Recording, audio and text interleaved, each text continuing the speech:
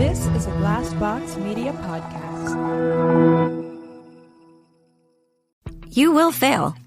So what? Everybody does. But your gym, your watch, your yoga pants, they pretend you won't. So when you miss a day, eat the pancakes. Give up on a workout? You failed? Seriously, what the hell? We're Body. We've been a part of that too, but not anymore. At Body, we're rejecting perfection and embracing reality. Not in a Pizza Monday kind of way, in a loving your whole life kind of way. In a, this workout is fun and it's okay if I take a week off kind of way. In an, I'm eating healthy and it's okay if I indulge kind of way. In a, I like myself no matter what kind of way. Yeah, you will fail. We all will. But we're not going to let that be the end. You see that? We're already making progress. So let's keep going. We are Body. Start your free trial at body.com. That's BODI.com.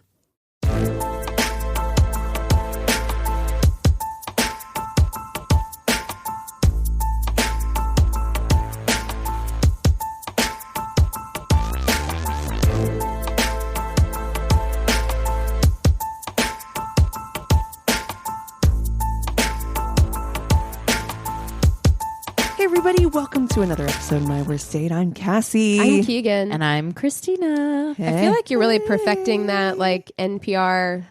I'm really Hi, working everyone. Hi. Hello, everyone. Welcome to another episode of My Worst Date. We're pleased that you could join us today. I really feel like Yeah. you, of the three of us, could be the one to master that, like, NPR voice. Yeah. It's also very, like, soothing, like, it's like soothing flight attendant voice, yes, too, where it's okay. just like, if we could have you all just put your tray tables up, prepare You for could go ahead and landing. put that mask on your face. That'd be great. Just go ahead and secure that with the elastic straps. Oh, man. Don't die. I'm getting ready to fly and... Oh, no. I should have said that. No, I mean, Ruined I'm nervous because I haven't flown since things have kind of semi-opened back up. Right. And I know that airlines are still doing masks, but a lot of the rest of the world kind of Is not. isn't. And so I just feel like that is going to create some tension on these planes. Yeah. You know, like there's going to be some issues. Yeah. My first flight is also coming up. I have at the end of the month we're going to like our big all-in company thing in Arizona. The good news is that my flight is chock full of everybody from my workplace going to the same place. So That's it's the like, most fun. yeah. That is the most fun. I love a group like flight because it feels like you're in high school and you're going to an away game in like a bus. Yes. It feels like you're or for me, an away game. It's like I the get marching it. band, like in a marching band bus. No, we understood away game. Yeah. No matter what you're in, sports my gosh. or band. Yeah. No, Hilarious. I have flown during Yes. the pandemic and I flew during, but not since things have been kind of a little bit more lackadaisical. It's rough. Yeah. Now listen, you're I think going American, which they don't serve alcohol to poor people. That's so a Well, bummer. I'm actually flying good old Allegiant on my way there, which is, the sister of the Spirit airline, the Southwest, if you will. You know what I People. mean? But they do serve alcohol. So people really are seeing the delineation of the airlines now. Like when people talk about it, like there's a real like, oh, you're a Delta person. Oh, you're like that, huh? Oh, They you're judge you you. a snob, and that's fine. Judge away. Yes, I am that airline snob. I would definitely. Now that Yes. I've flown Delta, I'm like, I didn't know that like flying could life be could tolerable. be this way. Because honestly, it really is. As speaking as someone that had to fly Spirit like 3 times because it was the only one that went back to Columbus, Ohio. Let me tell you, I fly Allegiant regularly because it's a direct flight. It's the only Springfield, airline That's the thing. that's It's a direct flight. And Correct. I don't Yeah. want to have a 4-hour layover somewhere. So I do that. And it is one of those like budget airlines. However, it is not as bad as Spirit. Yeah. Like it has never, like, thank God, Allegiant is like wiping its forehead that spirit exists. You know what I mean? Because it's just like, oh, thank God. I have never been more terrified for my life flying on a spirit. No. And they know it too. airline. Everybody who works on that airline knows it. They're like, good luck, everyone. Yeah. That's actually how the announcement is, good luck, buckle up. Yeah, Goodbye. they put their parachute on before the plane takes off. Just in cases, you know.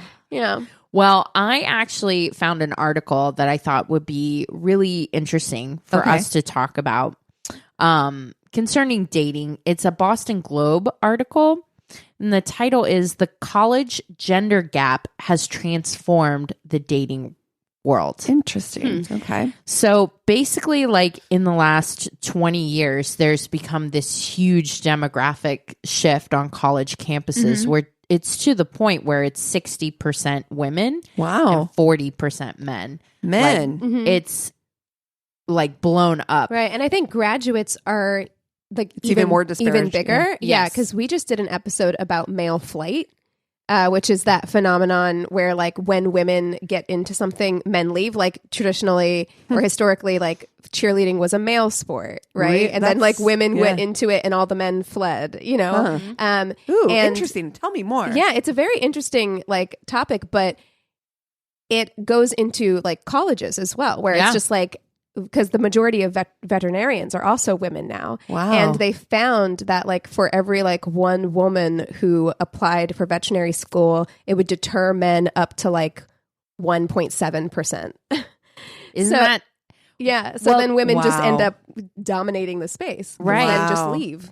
Bye. Bye. Yeah. So this writer, this woman is saying that so many of her friends who are in their 30s and 40s are highly educated, super successful, amazing women who are single. Yeah. Mm-hmm.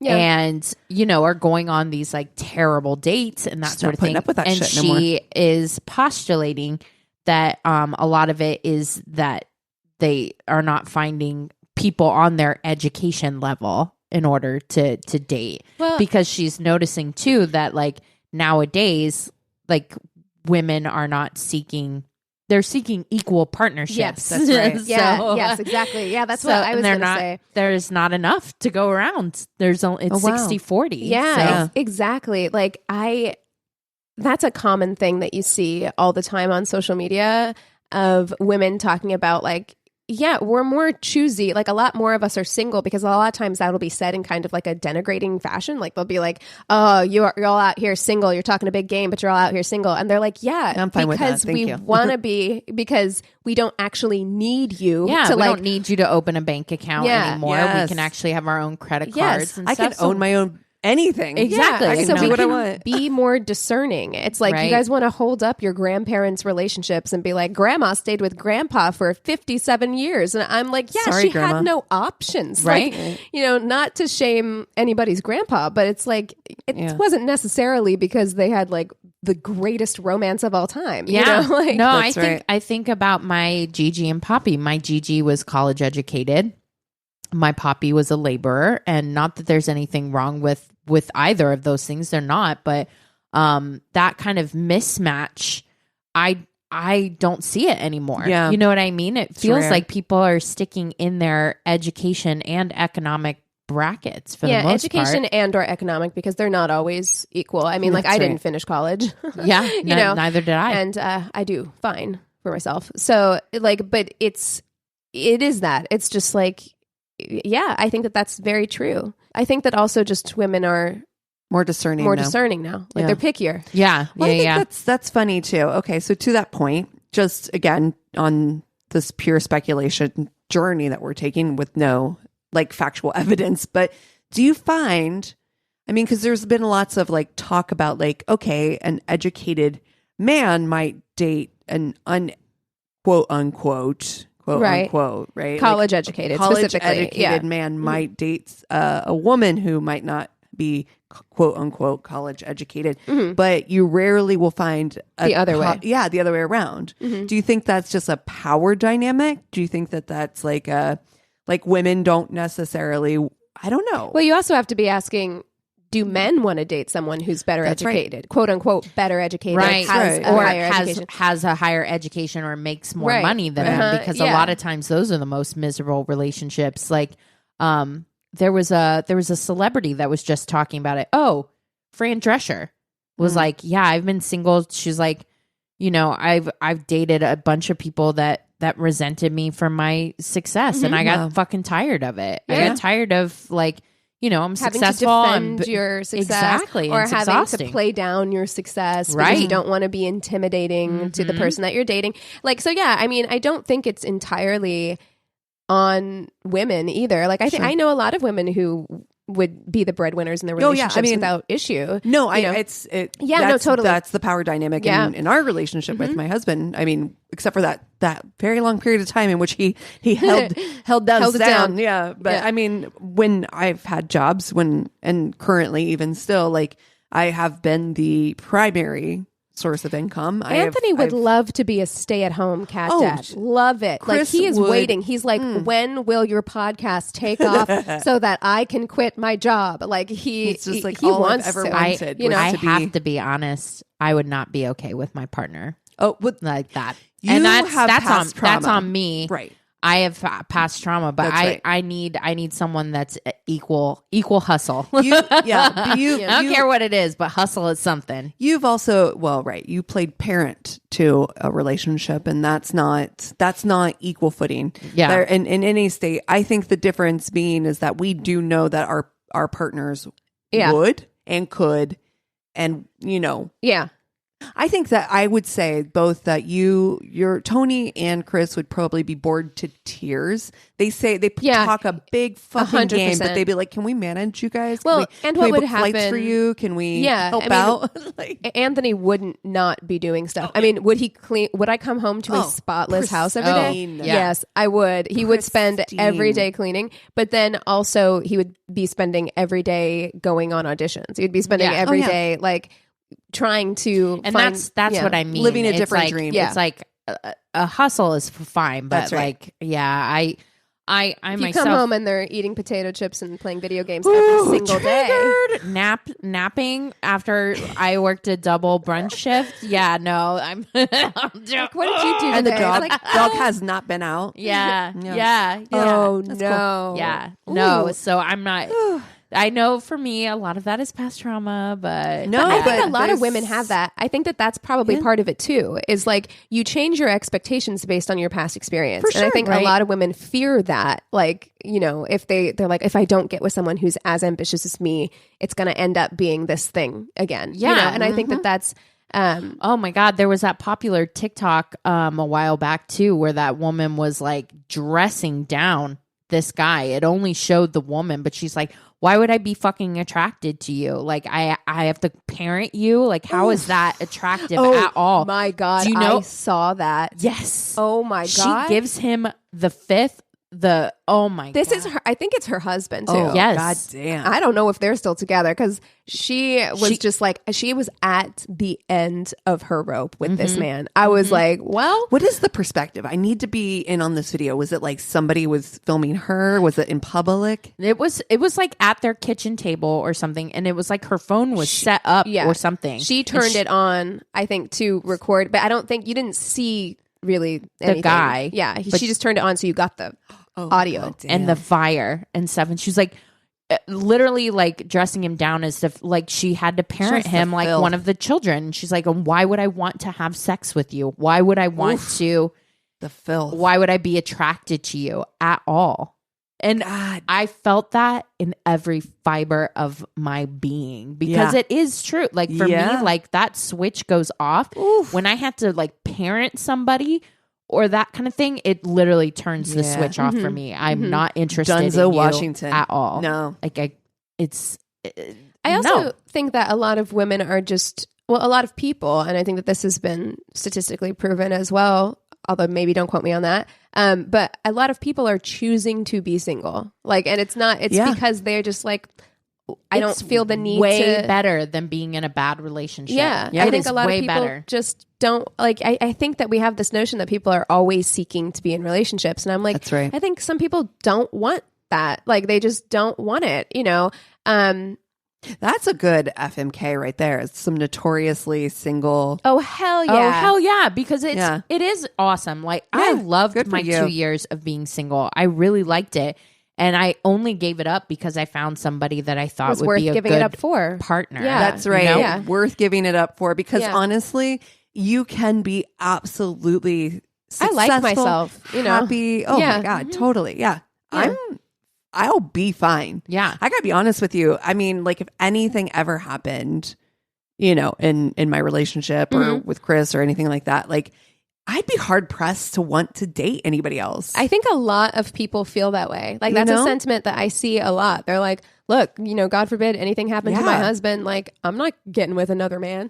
Not interested. I'm not breaking another one in. Why? Like, I know. It's so much work.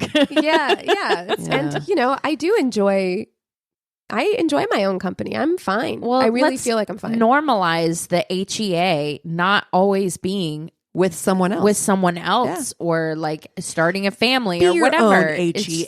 Exactly. That's right. Happily ever after for those people that are not in the romance novel in the know on lexicon. Yeah. But yeah, the happily ever after could be like just you on your own, just living your fucking best life. You know who is my single HEA icon? Who's that? It's Tracee Ellis Ross. And I think I've talked about it before. She is so amazing. Yeah, and she's very vocal about, like, people are very confused that I have no desire to be in a relationship. Like, she's just like, I'm fine. Like, I have my own success. I'm perfectly happy being single. And it freaks people out that I'm a woman and I'm happy being single, you know? It does. It makes people uncomfortable because in a way it's a rebellion against traditionally patriarchal roles that we have. And so, feels like it threatens the, like, you know, I have mine. Ooh. I have mine too. Ooh. I hope it's not the same. Okay. Diane Keaton.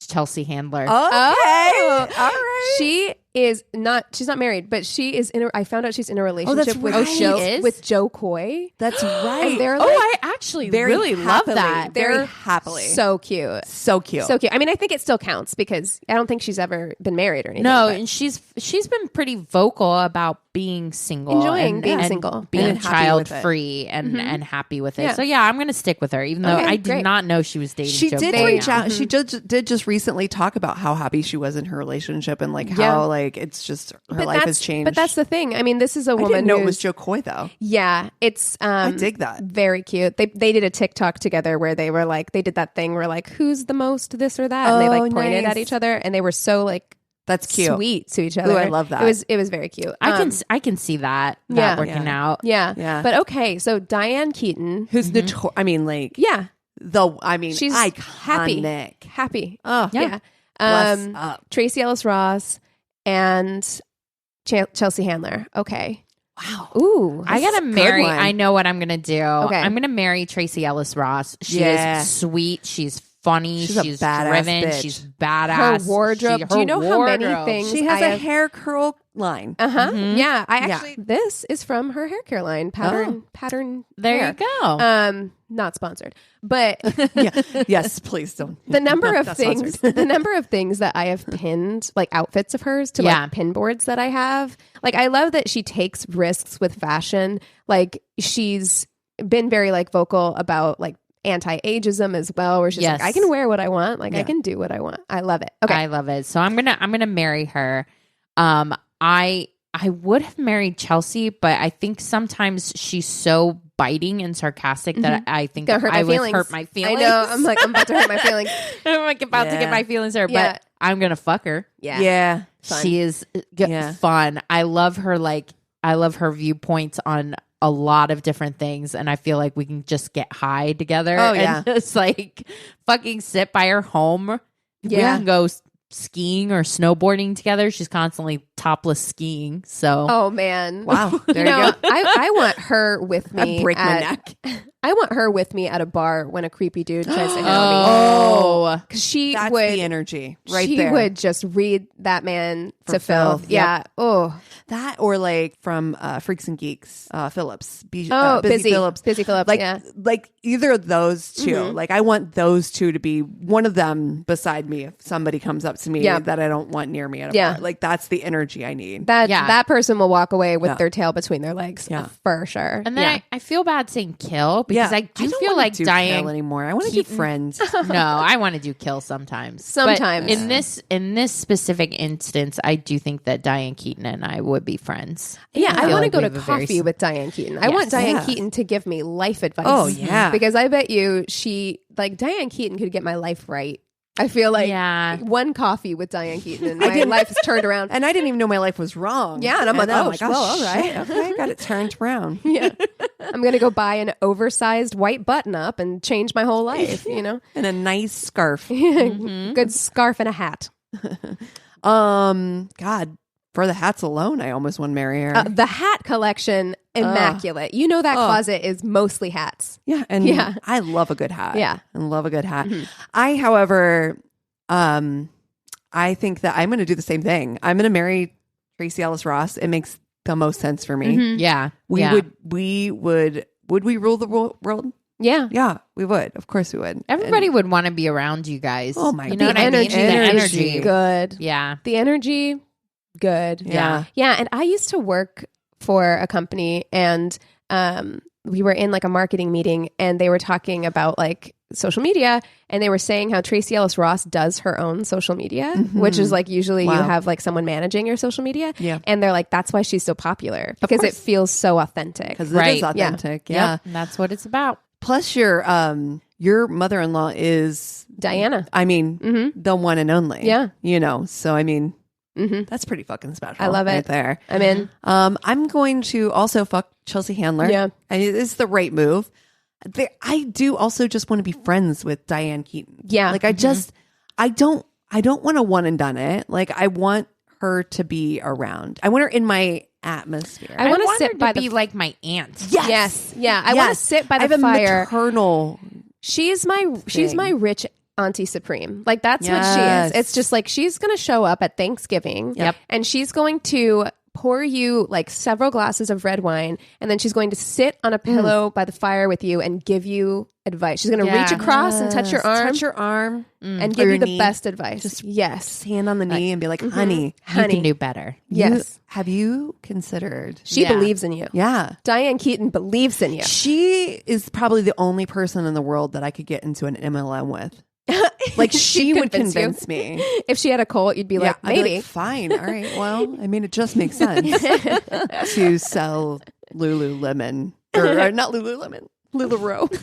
We keep saying that. They've got to be used to it by now. Yeah. Well, I mean, this hasn't happened in a long time, but I'm going to do the exact same thing. Like, wow. I just feel like It those just makes sense. are the right answers. And again, I'm not going to use the K word for Diane. That's not how I mean it in my heart. Right. But I just feel like I how could I not marry Tracee Ellis Ross? Like I just the vibes immaculate. amazing. Immaculate. Yeah. So and Chelsea Handler is going to be the most free in bed, I think. Just like totally free. Absolutely. She's down to do some wild shit. I don't even want to go skiing, but I would go topless skiing with Chelsea Handler. Like I'm like, okay, you know. And would I be mad if Joe Coy joined us? Not at all. No, not at actually. all. Yeah.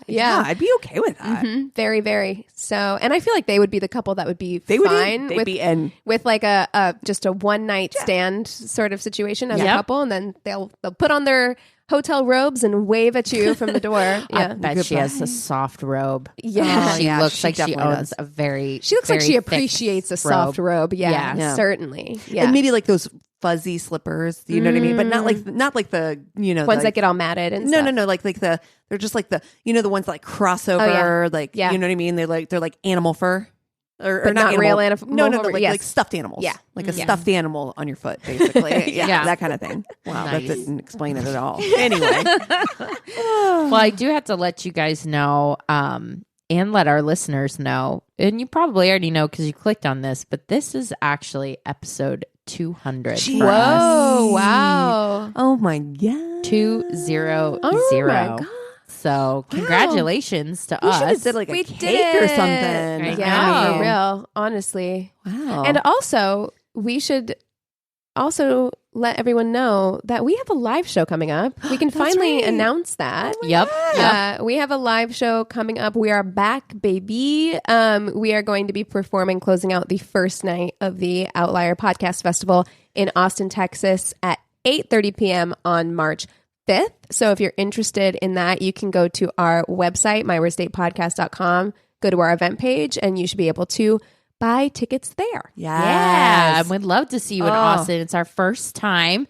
So any Austin babies or anybody in the general vicinity or anybody that wants to take a Spirit flight, come and join us. Honestly, get on that direct flight to Austin. That's right. Austin's a cool city too, so I'm excited. I've never been. I'm very excited. Oh, wow. Yeah. Okay. Me there. So yeah. Well, you guys want to take 5 and then we'll come back with stories? That sounds good. Yes. And we're back. Okay. I will start us off with stories since I have the Tainted Love this week. We took a full lunch break and I almost was like, hey, everybody, welcome. Hey, welcome. I swear to you. I was like, what are you talking? Oh, we are back. Oh, that's right. We are back.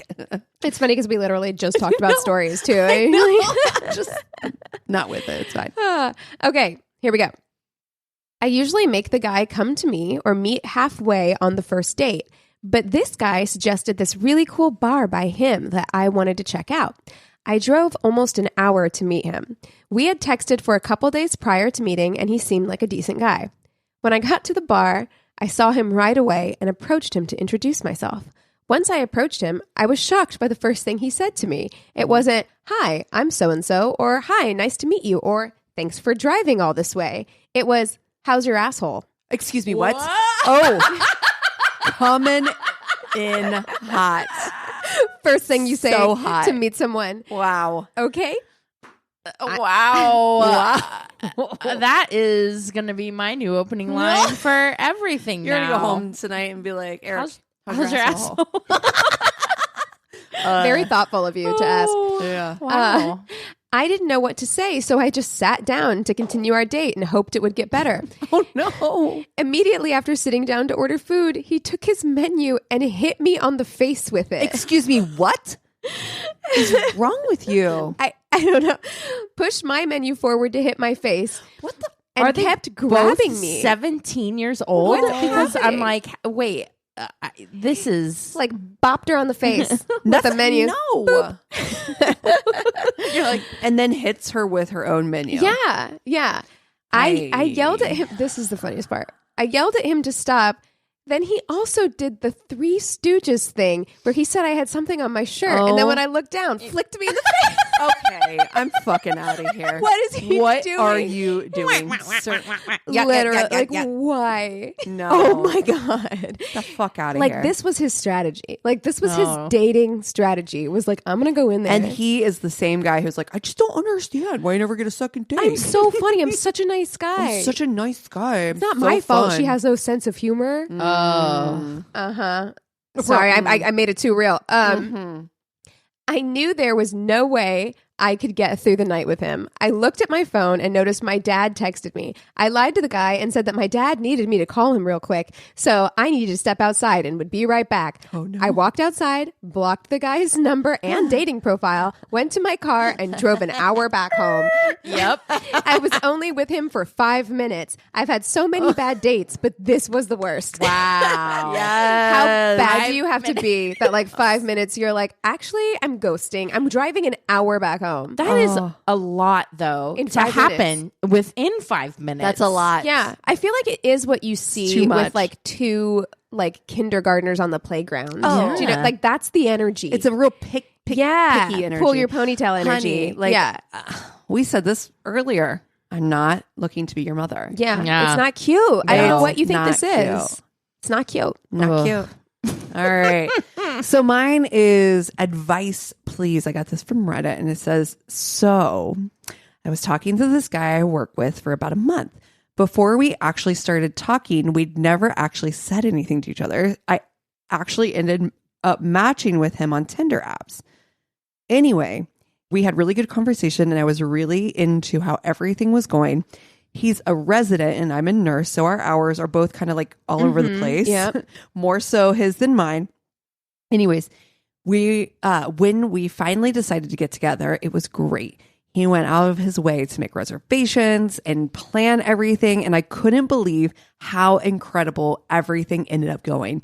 We hung out again the next day, and it was probably the best weekend I'd ever had in a long time. Okay, sounds great so far. Wow. Yeah, that's what makes the fall that much harder. Is when expectations were at a 10. Yeah. I came to the realization I probably got along better with him than I did my past relationship that had gone on for 2.5 years.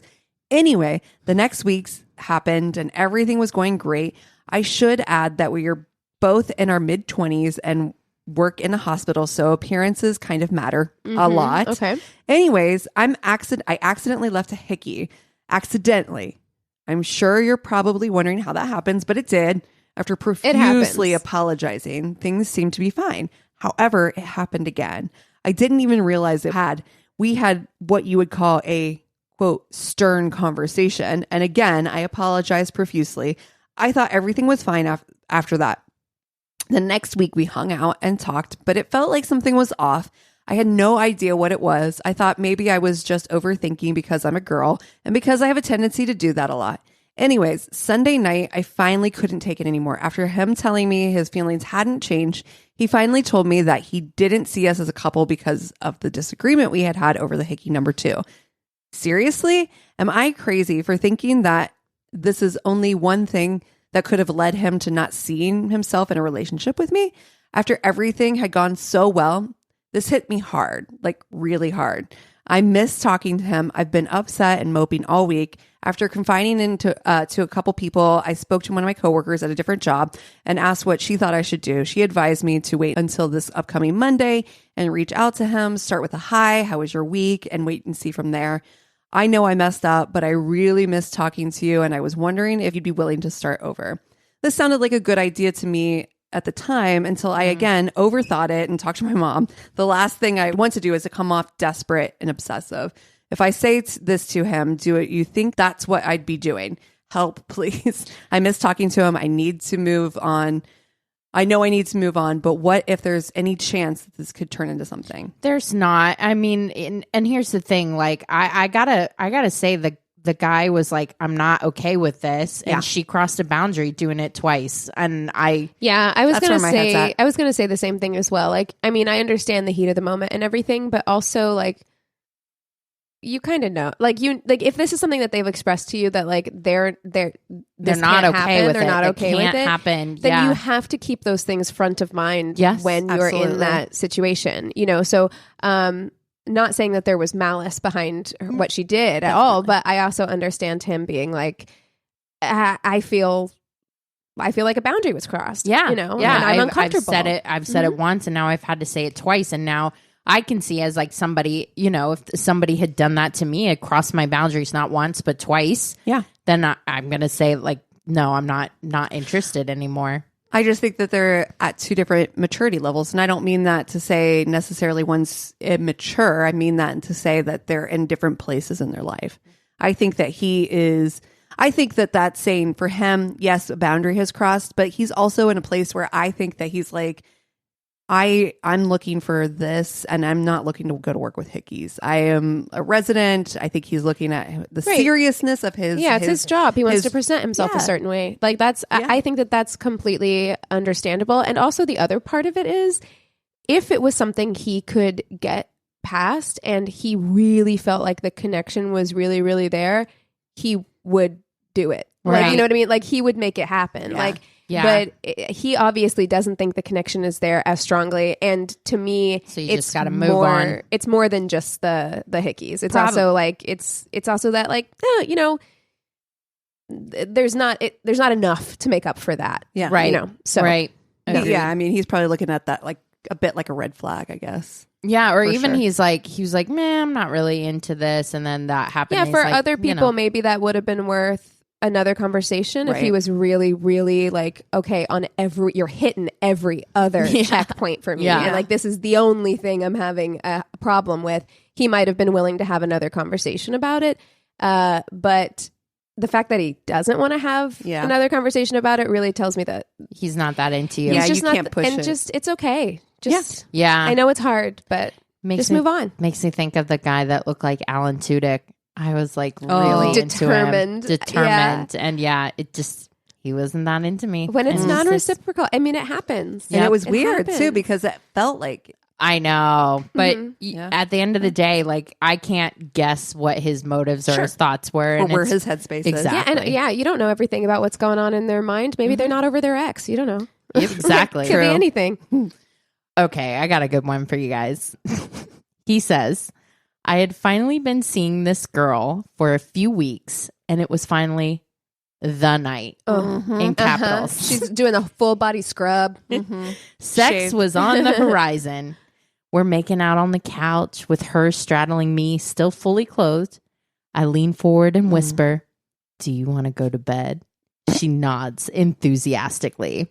Oh, no. Rather than just having her get off me so we can go to my bedroom. Oh, no. I decide that for once in my life. I'm going to be suave, cool, sexy. This is not the way. No, I see where this is going. I see what you're Let her doing. walk. And I want you to let her walk. I guarantee you women are okay with it. Like, it doesn't break the mood at all to walk to the bedroom. Please don't try and pick me up, because nothing will dry me up faster than if you drop my ass.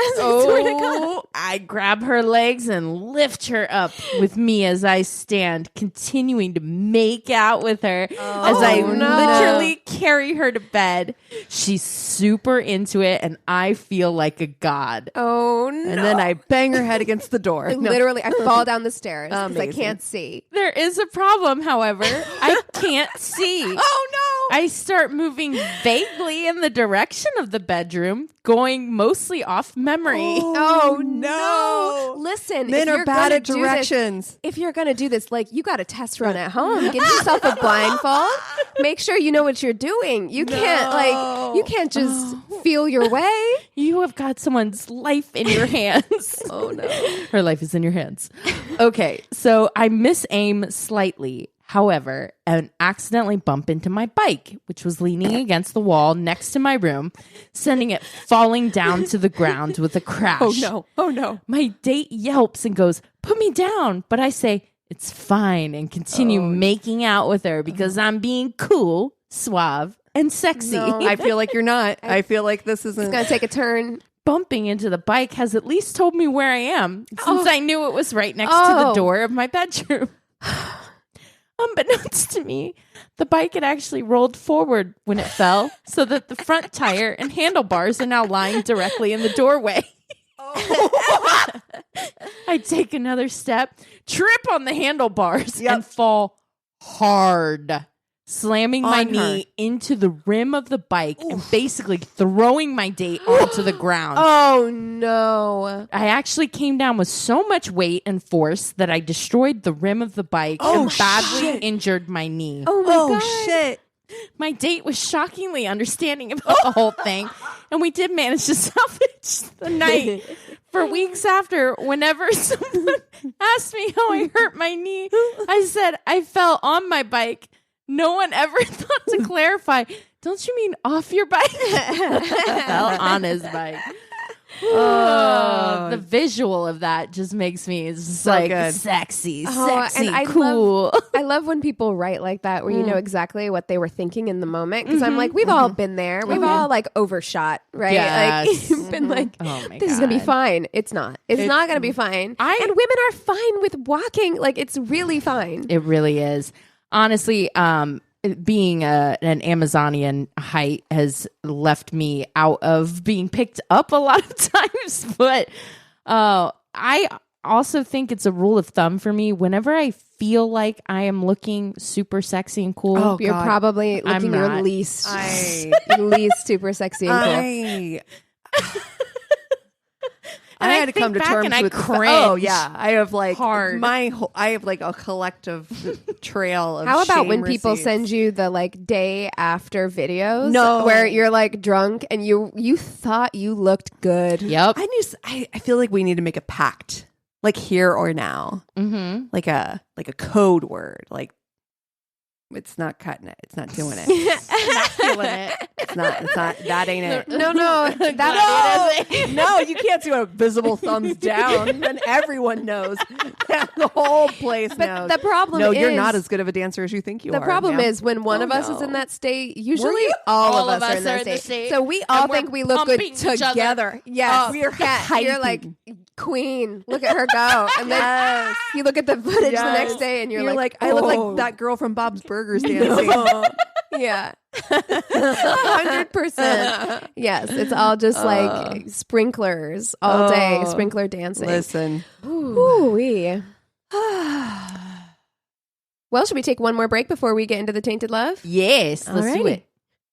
And we're back. Keegan, why don't you tell us a Tainted Love story today? I would love to. Okay. So this story, I'm taking a page out of Christina's book because while, of course, this story is sad, it also has some truly wacky elements that I first heard on Dateline. So this is a Dateline Especial. Here we go. Okay. Not going to tell you anything about it before we hop in. God. The day after Christmas in 1997, a 911 call came into the Bremerton Fire Department in Washington reporting a fire at the home of Nick and Dawn Hackney.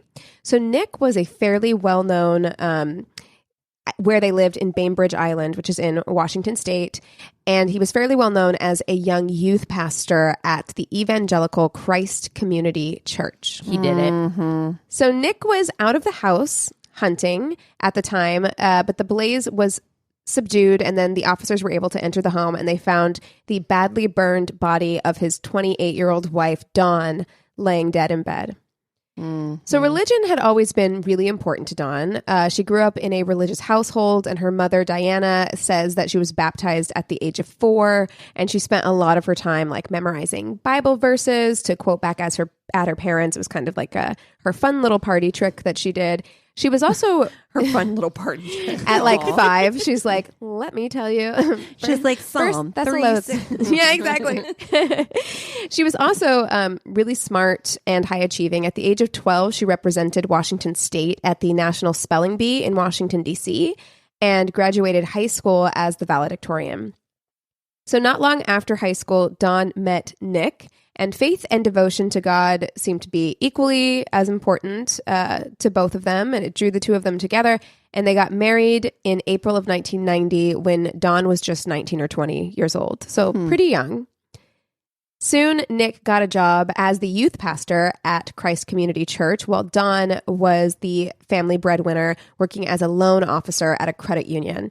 Now, I have heard some clips of Nick at Christ Community, and let me tell you, he has big youth pastor energy. And if you know, I can hear him. Yeah, if you know, you know, like right, where it's just like that kind of like, really, we're gonna get into the Word of God, like youth pastor energy. Did not grow up that way. Like we've talked about this on the podcast before, but recently I've been looking at. I guess there's a documentary coming out about Hillsong. So I have a Hillsong CD to this day in my bedroom right now, and I am like shocked. I've never seen. I don't even know what anything Hillsong like. Is. Ooh-wee. Hillsong is like well, it's a church. It's a church. It's a big mega church, and they have churches everywhere, like mini churches. But they're also known for being a celeb church. And then they put out like a lot of music. Like Hillsong did a lot of like contemporary Christian music that was then co-opted for a lot of like. And my little like ex-Catholic heart, who was like, you sit very quietly in this pew and you stand and sometimes you kneel. I was like, I cannot. The whole like youth pastor vibe is so sketchy to me. It's extra. It's so extra. It's just it's foreign to me. The same way that I'm sure it would be foreign for you guys to come to a Catholic mass. Stand, kneel. It was the first time I went to a Catholic church. I was like, what's happening here? But no, I mean, definitely. And this is before my time in evangelical Christianity, but it is so weird to look back on because I don't know if it's the same in churches now. I really feel like that has kind of like simmered down some. But I mean, everything was like, I had like an extreme teenage Bible that was like lime green. And we went to like big conferences with like lasers and smoke. And, you know, I don't know why I just pictured in my brain like a Lisa Frank Bible. Like the fucking dolphin. They existed. A unicorn. I wish Never I could. a unicorn. Those are the devil's creatures.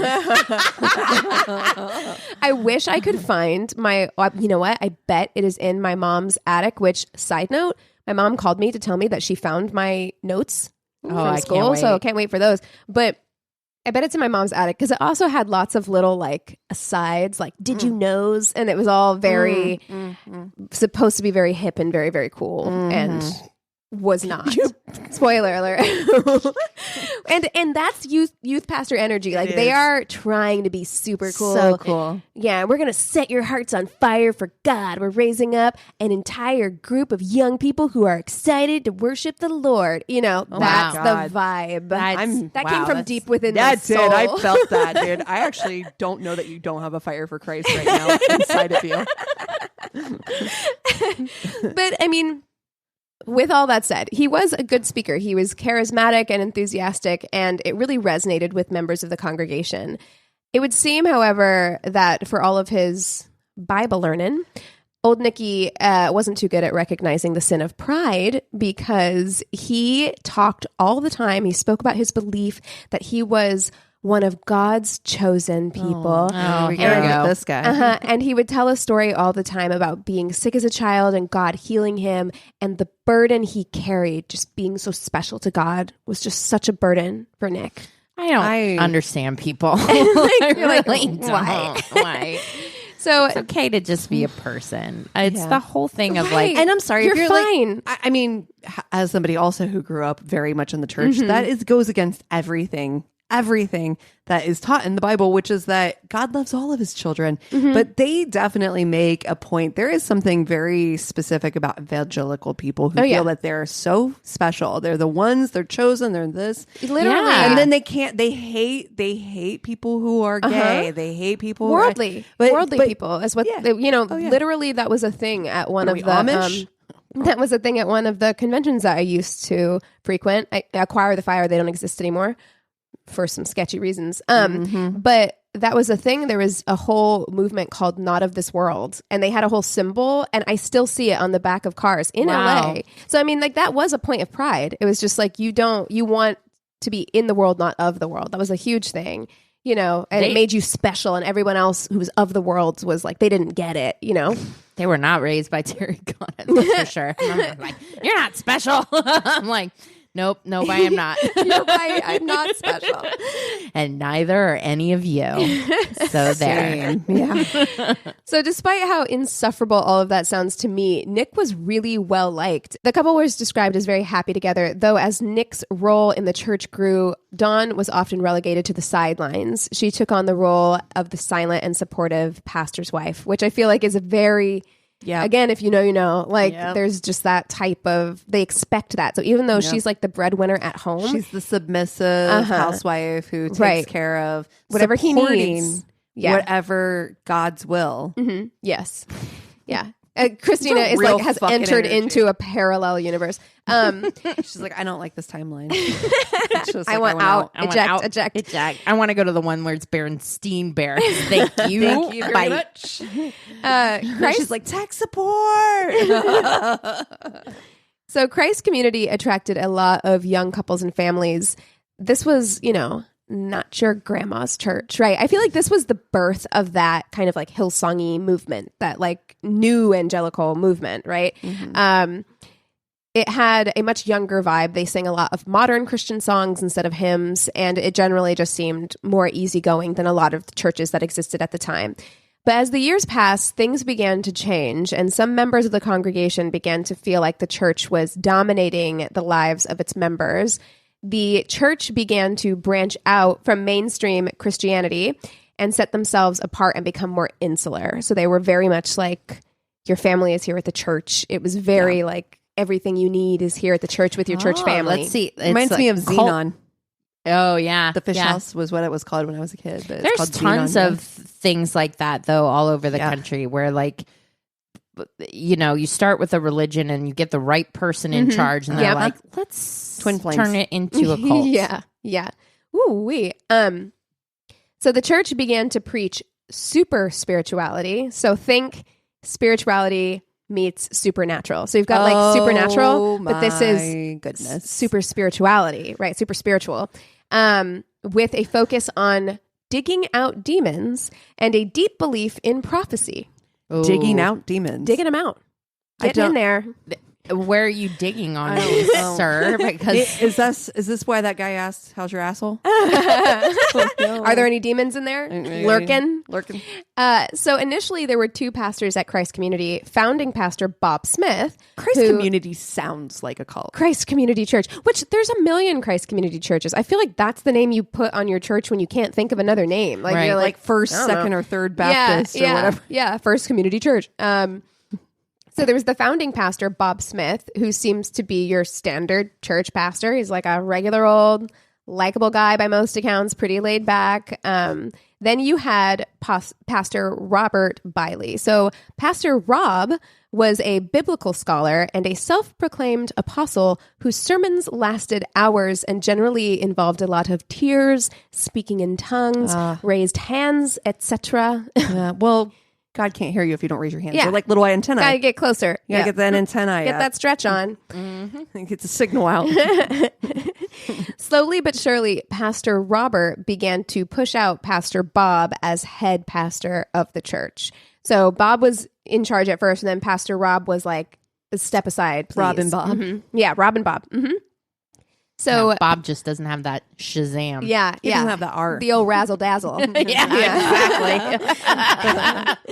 So Pastor Rob started introducing very strange practices that I can't wait. look to me to very much resemble exorcisms.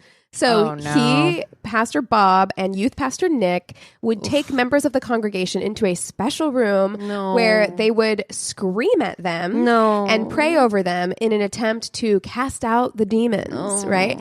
So during these sessions, people would be interrogated. They'd be asked if they'd had affairs, if they drank or smoked excessively, etc. And all of their answers were written down and logged in a book. So a lot of people felt like blackmail. they can't leave. Yeah, like they've got stuff over them. Feels very Hubbardy to me. Yes, very much so.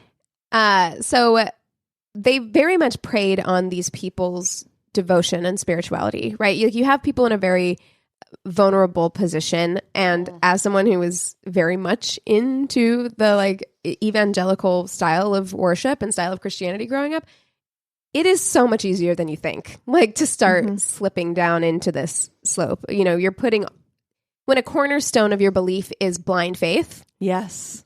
You just do it, because like to not do it, to question it would be almost sacrilege. It would be a sin of rebellion. That's always what I was told. And they said that in this Dateline that I watched, where if you were to, if you didn't go along with it, they told you had the demon of rebellion. And whenever I was in it, and like in my semi cult, they called it the sin of rebellion. Was just like you don't have enough faith, and like that's why you're doing this, right? Well, I mean, the ultimate thing though to get anyone into any kind of cult thing is to connect something so personal, like someone's faith or someone's dreams or wishes. Yeah. And then you tie it into a community so that if you were to question that kind of thing, then you're not only going to lose your dream or your faith or whatever, you also lose your community. That's right. And for a lot of people, that's just too much. And religion is so hard too, because it's not just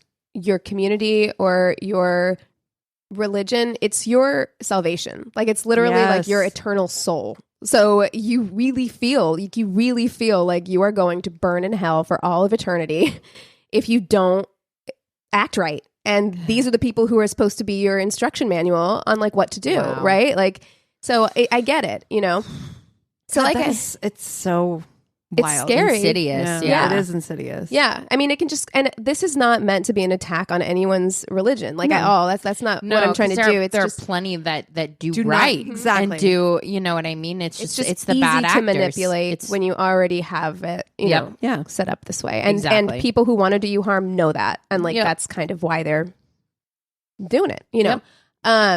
Like I said, this church also had a major belief in the gift of prophecy, and lucky for the members of Christ's community, one member of the congregation seemed to have a direct line to God. He had the number. Right? He's got God's phone number. Oh, of course. Church secretary and self-proclaimed prophetess Sandy Glass. Which again goes against pretty much anything that the Bible says. Like prophecy is anti-Bible. I mean, yeah, there are people who receive prophecies in the Bible, but it's Old Testament mostly. Yeah.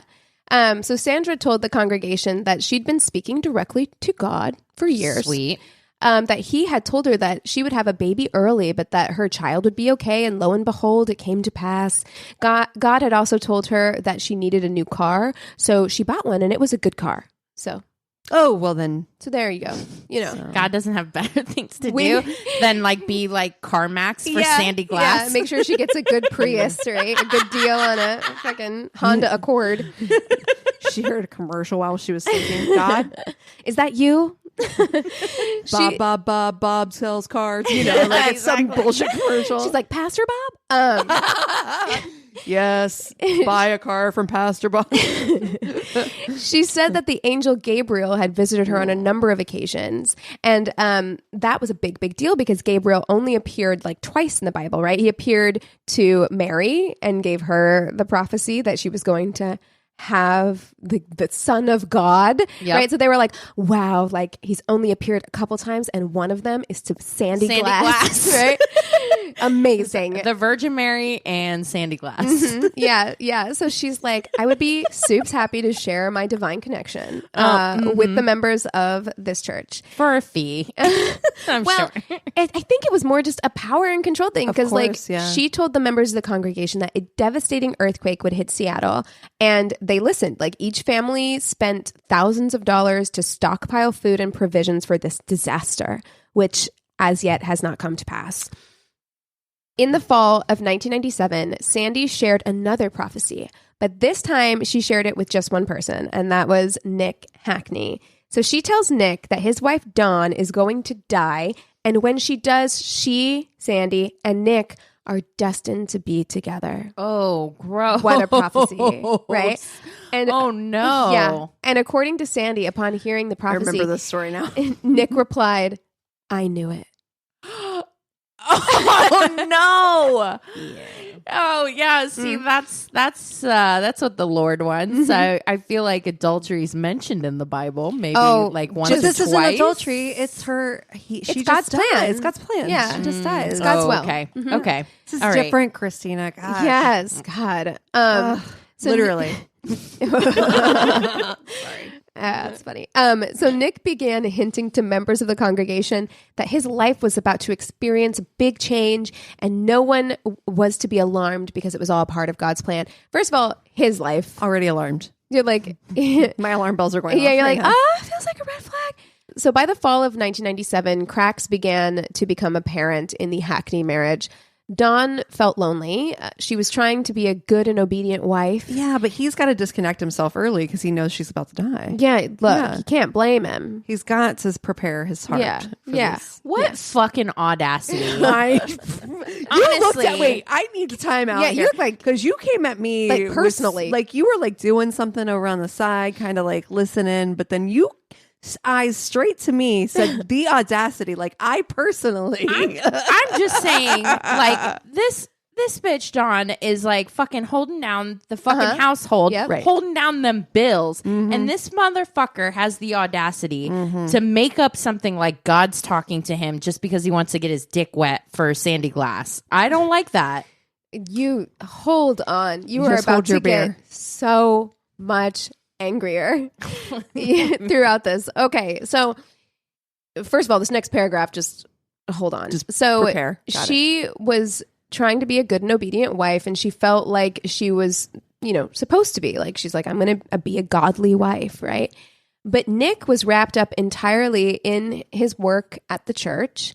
At a baby shower around this time, Dawn broke down in front of the other women and told them that she was trying to lose weight and was doing everything she could to try and make herself more pleasing to Nick. Oh, I hate that. I hate it. I hate it. I hate it. Yeah, because she felt like he was losing interest in her and that's what it was about. So despite the fact that Nick's own marriage was on the rocks, the pastors of the church assigned Nick to start counseling the congregation's couples. So during these sessions, Nick would initially meet with both members of the couple for the first session, and then he began insisting that the women start meeting with him on their own. So they'd have like one meeting together. And then just the ladies. Yeah, actually, I just need to see her by herself. Thank you. And one of the women, Annette, she described like that the first time they had their like one-on-one meeting, he did the like trust fall exercise with her, which is very fucking weird. Like, that's usually an exercise you do with your partner. Right. Your partner, right. Not a stranger, not your pastor. Not your pastor. It's inappropriate. I don't trust you, sir. Yeah. I do not want to fall. I'm good. So as you can imagine, it didn't take long for people to start complaining. Like, husbands were like, this is weird. We feel like this is weird, right? Yeah. So the parents-in-law of prophetess Sandy Glass went to Pastor Rob to complain that Sandy was spending an awful lot of time alone with Nick doing one-on-one sessions during these counseling sessions. And it just didn't sit right with them. They're like, so our son tells us that his wife is like hanging out with Nick like every day doing marriage counseling on her own. That doesn't feel right. Seems sus, right?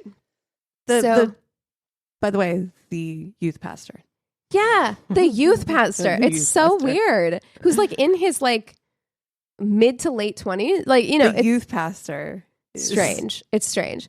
Okay. I'm sorry. And I'm not trying to say this to denigrate anybody in their 20s, but I'm just going to say it. If I'm in my late 30s to 40s to 50s having trouble with my marriage and some 20 fucking year old tries to tell me what to do, I'm out. Smout. That alone is egregious to me. No. I'm like, why is this guy who has a shit marriage to begin with trying to say he can be a couples counselor? Yeah. No. Like, and who in the grand scheme of things has been married for like a minute. And also in the grand scheme of things does not have any qualifications to be. None whatsoever. Anything. At all. Just hubris and audacity. And youth, besides being a gift of God. Yeah, obviously. Clearly. I forgot. I forgot he was God's homie. Yeah.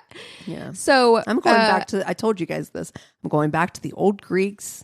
I'm going to start. You're like, you know what? We're starting all over. I hear you, fam. I got you, Apollo. So Pastor Rob goes to Nick and is like, hey, cut it out. And Nick is like, okay, but then doesn't cut it out at all. Right.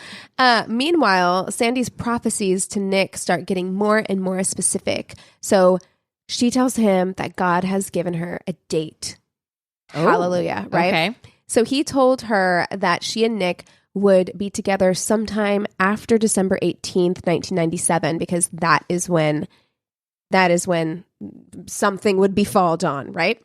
Oh, okay. So when Pastor Robert was later asked on Dateline if he believed that Sandy had really heard from God or if the two of them were scheming or if one was manipulating the other, he said, quote, well, you're leaving out a third option. Oh. She could have heard from satanic or demonic forces that are giving her inspiration because they speak to people and give people ideas. This guy is on not Dateline. giving up. On Dateline. This guy is not. He's like, actually, none of the above. Be Satan. Is it Satan? Okay, so December 18th came and went without incident. And on the morning... He didn't say it was on the 18th. He said sometime after, which could be anytime. Anytime. On the morning of December 26th, Nick got up early to go join some of his friends who were duck hunting. Nick and Dawn were renovating their home, and the heat was turned off in their home at the time in December. So before leaving, Nick says he turned on the space heater in the bedroom so the house could warm up before Dawn got up. What a thoughtful husband. Am I right? A little after 7 in the morning, a neighbor noticed smoke coming from the house and called the fire department. When they entered the house, they quickly determined that the blaze had started in the bedroom where Dawn's body was burned beyond recognition. Ugh. Yeah, it's terrible. And if you look at her picture, like she looks like such a sweet person. Like, it's just What sad. a waste. And she was described by members of the congregation as being very trusting and a little naive. She got married very young, and yeah. So as soon as he hears of Dawn's death, Pastor Robert rushes to be by Nick's side. And when he arrives, he goes up to Nick and he's like, "Listen, Nick, you know those associates we have in Tanzania that can bring people back from the dead? What? Would you like to give that a shot for Dawn? See if we can't raise her up." What? I'm sorry. Time out. Yes. Time out. Questions? I sense you have questions. Wow. Yeah. So they have. Is Uh-huh. it like an affiliate church? Associates. I'm guessing. Okay, So okay. Pastor, we'll get to it later a little bit. We'll touch on it. But Pastor Bob's daughter is on a mission trip in Africa. So I don't know if that's where these associates are. But through the power of God, they have successfully, says Okay. Pastor Robert on Dateline, raised people from the dead. No, they didn't. No, that's not true. Yes. Well, he says literally yes on Dateline. He's Because Josh sticking Mankiewicz is like literally. Oh, and he's I would like pay literally money to watch. I want to see Josh John. Mankiewicz. Yeah, I just want to see his face. Yeah. Just keeping a straight face. The only thing better would have been my boy. Yeah. Just give it. Oh my God. Keith Keith Morris. Morrison's The looks. eyebrows would be knitted together so Fully. closely. Like incredible. Fully. Yes. Mankiewicz is really the solid second for this one. Yeah. though. Yeah. Yes.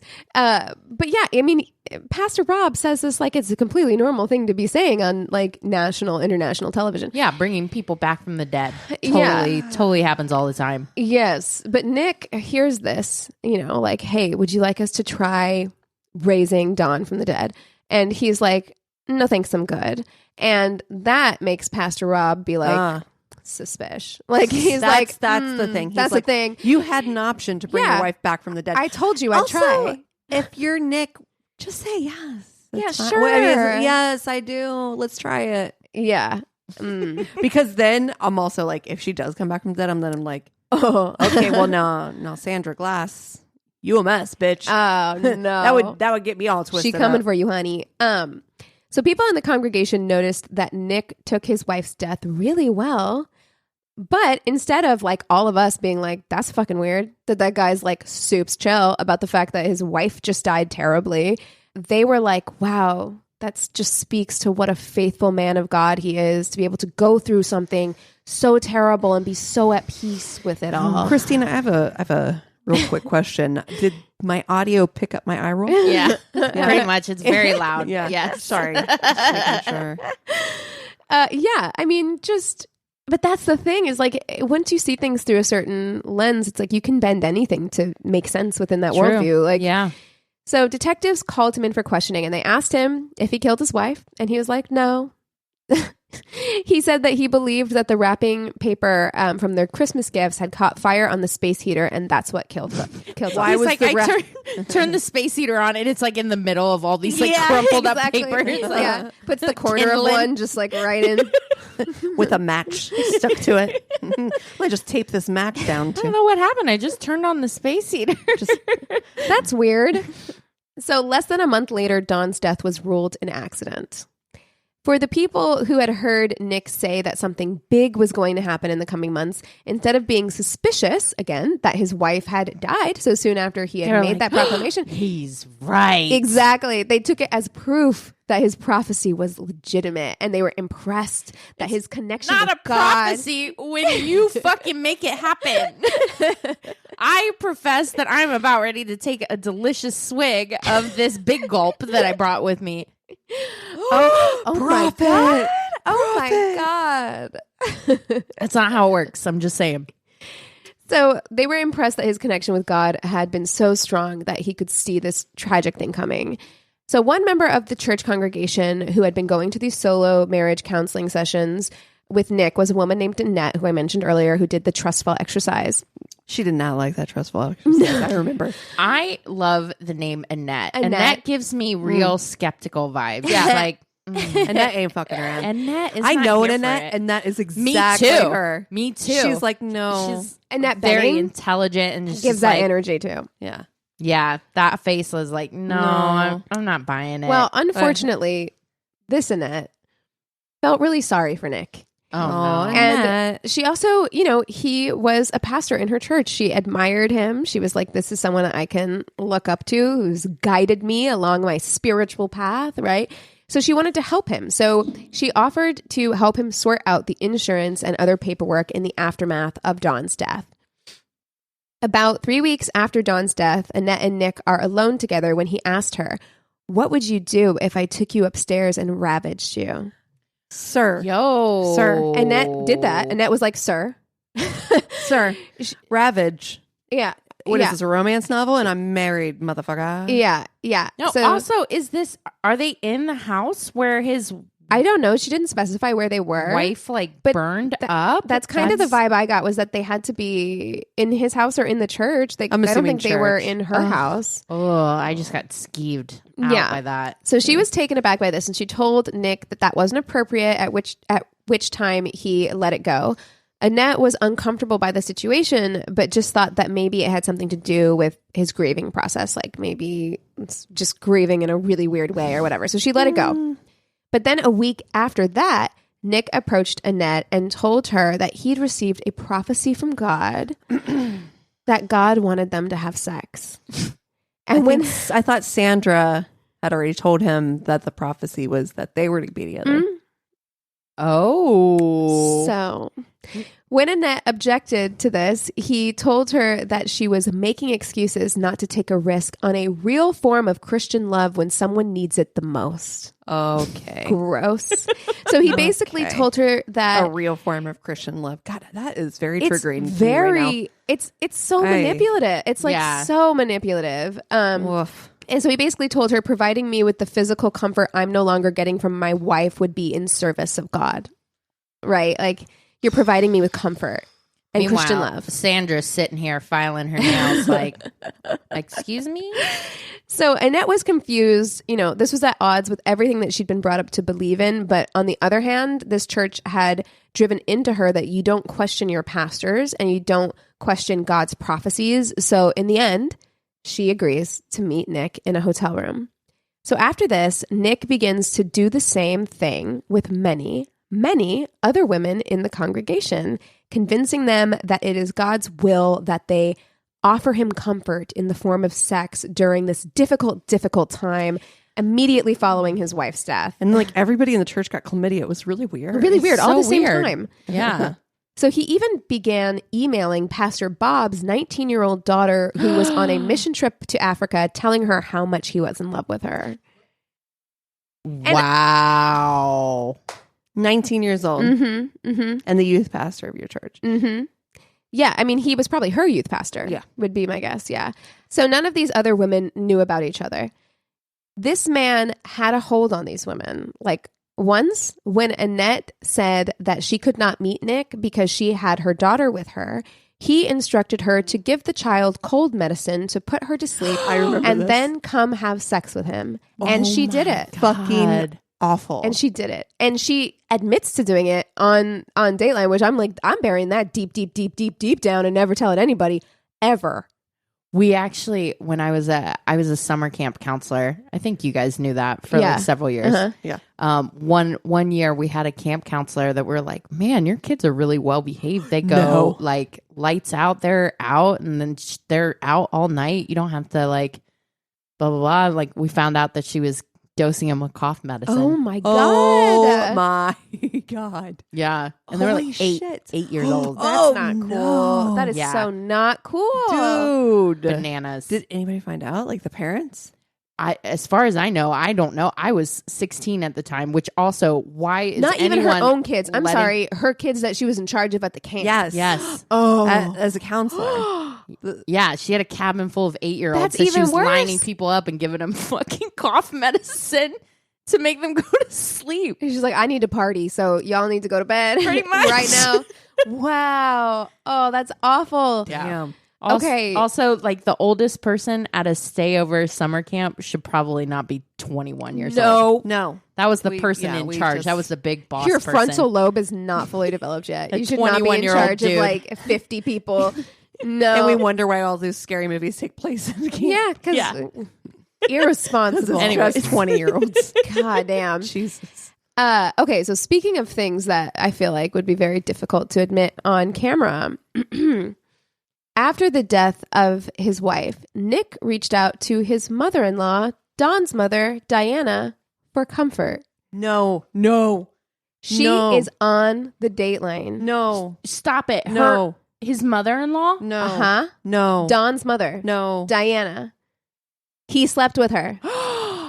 And this woman, I have to say, like, she seems like a broken woman. Like, she is obviously so embarrassed by this and so ashamed of it. But I was like, what does he have? That's is like the wildest Dateline story I've ever heard in my life. I know. I heard it and I was just like, what? How have I never heard this before? Never heard of this. Truly. Wow. Her mother. Like every woman in the congregation and Dawn's mother. Horrifying. Okay. All right.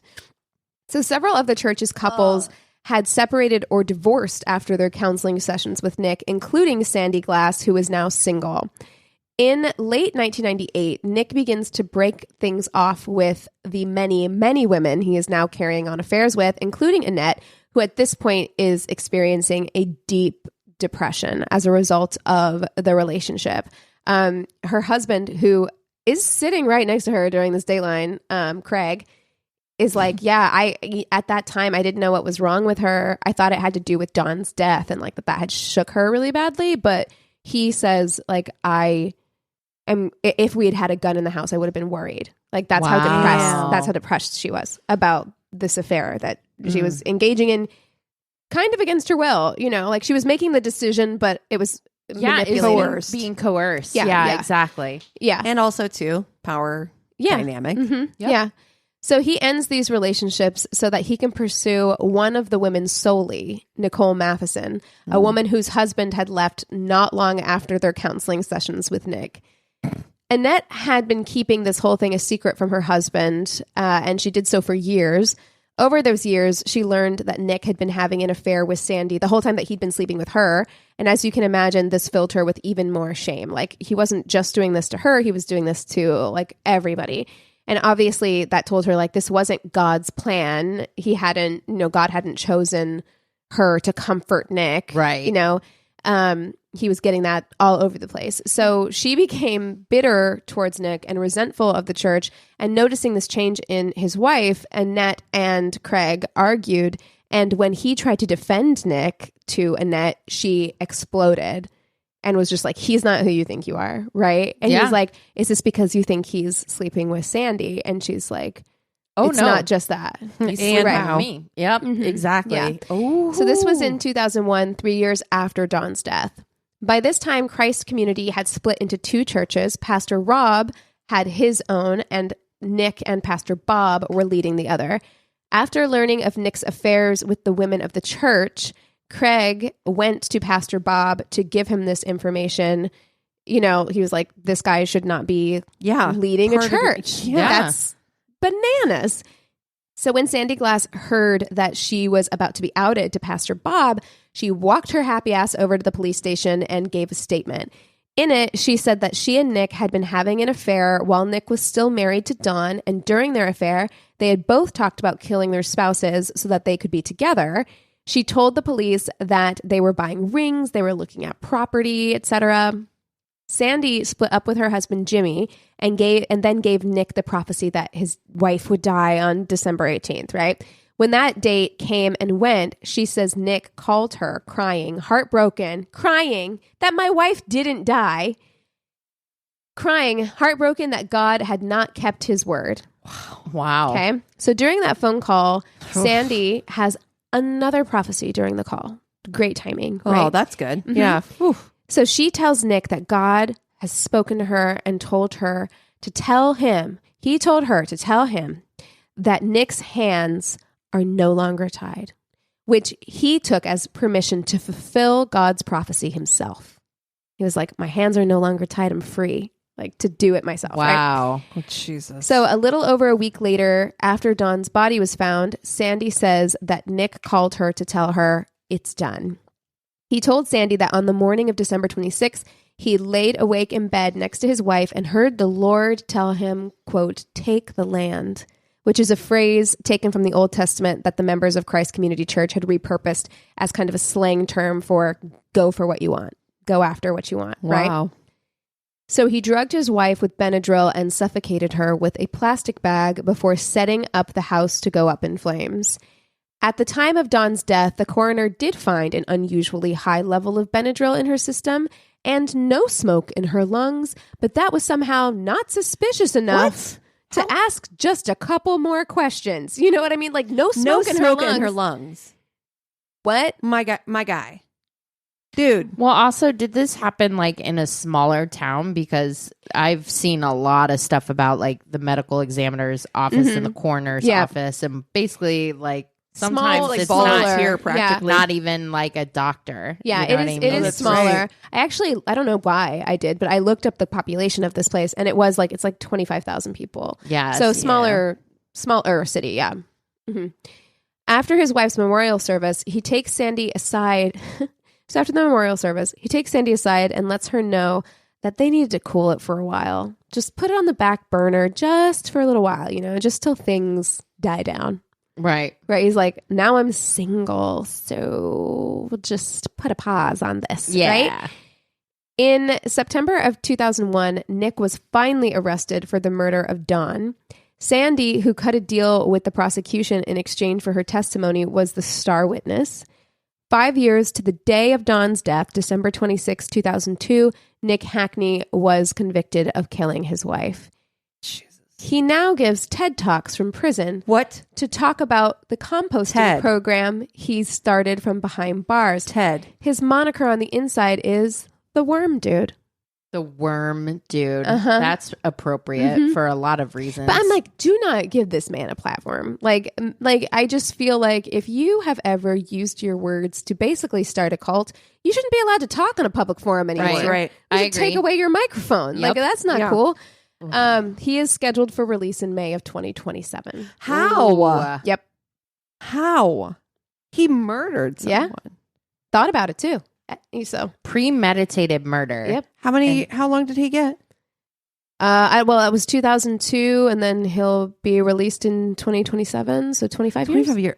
But you know what? That happens in my story a couple weeks ago. Yeah. The one that I told, and it was Washington State. Yeah, maybe. Yeah. And because of the their new laws in which like That is previous just- offenders.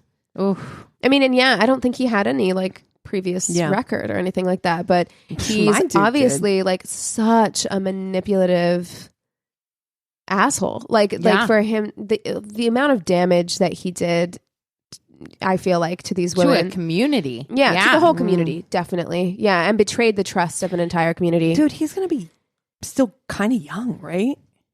Yeah, I think he was in he's his gonna be his early 50s. Yeah, he was in his early 30s, I think, when he went in. Jesus. So yeah. Oh, be on the lookout. Oh my goodness. God, What a snake. Ugh. Yeah. woof. I need a That was a Palate wild cleanser. Was it? dateline. Seriously, I listened to that and I was like, all right, well, we're writing that down for now because I feel like that's something that we need to talk about. And so, I got most of this information from Dateline, and the Dateline episode is called Twisted Faith. There's also an Oxygen.com article in an archive.kitsepsun article. It's a local Oh, okay. article. Okay. And I had two of those, two different Kitsap Sun. Wow. Yeah. articles. Yeah. Well, I'd definitely be hitting up that Dateline because that's I remember listening to it, but the thing with me and Dateline is I do Dateline. You're doing stuff. I multitask. So I remember some of it. I remember Annette. I think I was doing my makeup when I listened to this one, so I was like listening. You were in. And I was like, what? What? What? Excuse like, I was me? like, this man is fucking everybody. Like, and he's like, God told me to. Like, I was like, whoa. Well, that makes it okay then. Pardon? And then the pastor being like, so I mentioned to him, like, we could just raise Don up from the dead, and he wasn't interested. And I was like, what? And then he's like, oh, and it's Satan's fault. Yeah, it was definitely Satan. Got it. Anyway. Ooh, well, what are you guys watching this week? I'm still not watching anything new. I am listening to the audiobook for Pretty Girls by Karen Slaughter. Nice. And it is a like mystery thriller with some very dark themes, extremely dark themes. But I'm loving it. It's a big one, right? Yeah, it's like 700 pages or something. It's like 20 hours of audiobook. Wow. Nikes. Yeah. Wow. So I always, Interesting. I'm like, I'm going to get my bang for my buck with my like credit. Yeah. You know, You're like, I'm I going want to get the my big money's one. worth. So I'm like 20 hours. Let's go. Yeah. Yeah, I finally have the volume 2 of the Sandman audiobook, which I want to get started. And someday it's going to be on Netflix. Someday we'll get a real trailer, not just a first look and a release date. Looking at you, Neil Gaiman. But No pressure. no pressure at all. We've only been waiting for like 3 fucking years since they first announced, but whatevs. Not bitter. Not bitter at all. Definitely not thinking about it at all. I've just been rewatching Parks and Rec, which is just Adore. it's probably like Yeah. my 4th time going through it, and it's so comforting. Like the characters are like a warm blanket that I can just wrap And myself there in. are just some episodes that I will think about and laugh. Like just now while you were saying that, I was thinking about the one where they only have so much red carpet. Oh on the yeah, ice. it's like get on your feet. Just replays over and over because they can't make their way across the ice And the rink. stage is only like a 3x3. They didn't make any stairs, so then they're trying to hoist her onto it. I could watch that. Like if I need to feel better, I can just find that on YouTube, and it will make me feel like instantly. It better. really does. Yeah, it's It so is funny. like chicken soup for your eyes. It's so great. Which sounds awful, by the way. Chicken soup for your eyes. Oh, that's better to be the name of this episode. I was going to call it the Old Razzle Dazzle. Keegan said it, and I was like, yep, that fits. Oh, man. I have not been doing much of anything. I've been rewatching Bosch. I think I told you guys this. You guys That's are your sick. comfort I know it is my show, comfort show. I like it. I just think it's a good show. So yeah, that's kind of where I'm at. Nice. Right on. Well, hey, guys, congrats on 200 episodes. Hey, Holy amazing. shit, dude. We did it. Not a lot that comes. We're I'm like, doing it. where's my syndication money? TBS, I'm looking at you. Come on, pick this shit up. But yeah, and mostly also thank you for all the listeners. You guys have made it 200 episodes as well. I know there's quite a few that have gone through the whole thing. Yeah. So Yeah.